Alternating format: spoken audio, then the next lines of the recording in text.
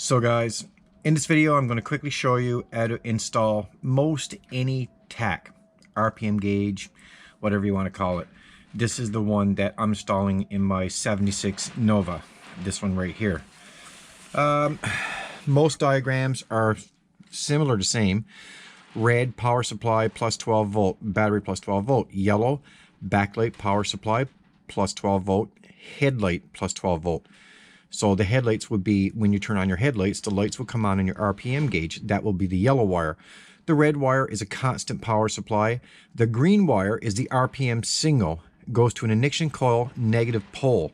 Black wire, power supply, negative battery. You see? Negative battery.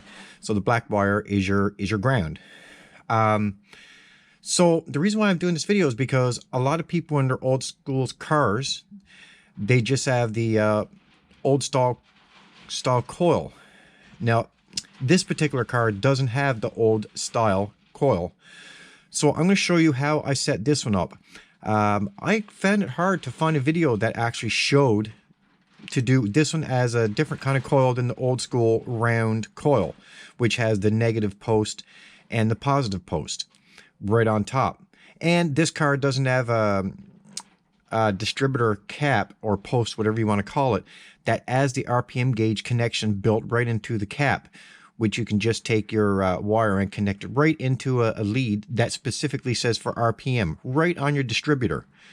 This car doesn't have that. Okay, so if you look here, you can see, sorry guys, if you look here, you can see that I connected my red and yellow wire together. It didn't matter to me if my lights came on the RPM gauge when I turned on my headlights or not. I don't care if they're always on. So I connected the red and yellow wire together, and I connected them directly into the fuse panel. So let me get this light out of the way. Well, I'll do it so I can show you guys. So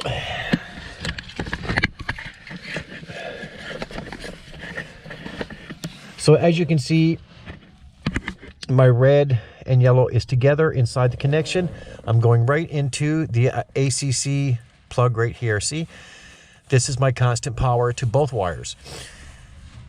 And my negative, I grounded up right here. If you can see, I have a screw right there, and that's where I grounded my negative, up and under the dash. Don't need to go outside with those wires. The only wire I ran, I have shrink. The only wire that I actually ran was the green wire, which you can see right here. I still got to heat up my shrink tubing around this wire. So I still have to heat up that shrink tubing around the green wire. That's the only wire that I ran outside the car. As I said, my distributor ain't the style.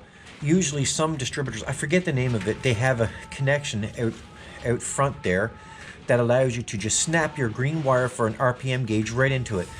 This car doesn't have that. Also, if you notice, I have the newer style coil. I'm not sure what that's called, but it's not the traditional old school round coil that has two connections on top. One is negative, one is positive. So all I did was, if you look at these wires, you'll see there's two wires right there that runs into that coil. That is the negative and positive coming from the distributor. All I did, as you can see, it's hard for me to hold the light, guys, and show you. But all I did was I connected this wire right here that I have running all the way through, going into the dash panel, into the black wire inside this cup. You just unplug the cup here, unplug it here, and run it, connect it inside the cup. I spliced into the black wire and just connect it into it. So that's what I did for that. And remember, guys, that wire connects right directly into the distributor right there. You can see the two wires. There are two of them right there, red and black. That's the two wires that lead right into the coil. And I just placed into that coil, put the cap back on, and my RPM gauges are working. So I'm going to give you a demonstration on the actual RPM gauge. I still have to set up my water, volts, and oil. And I'll give you a little quick video on that as well. Okay, so let's watch this RPM gauge as I start the car.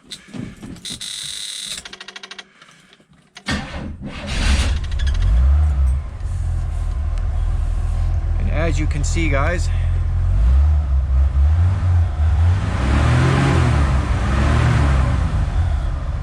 and there I am. My RPM gauge is working fine.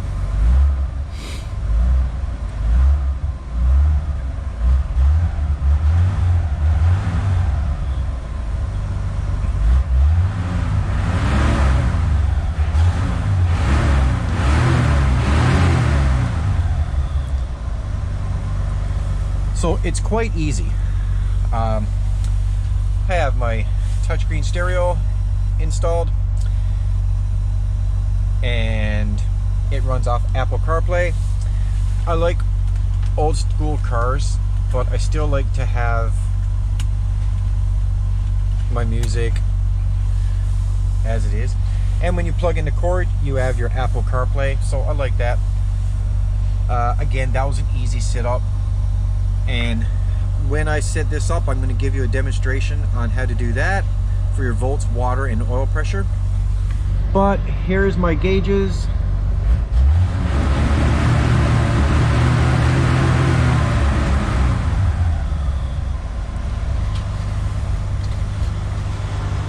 I still don't have my exhaust set up yet, so it's not nice and loud, but I will.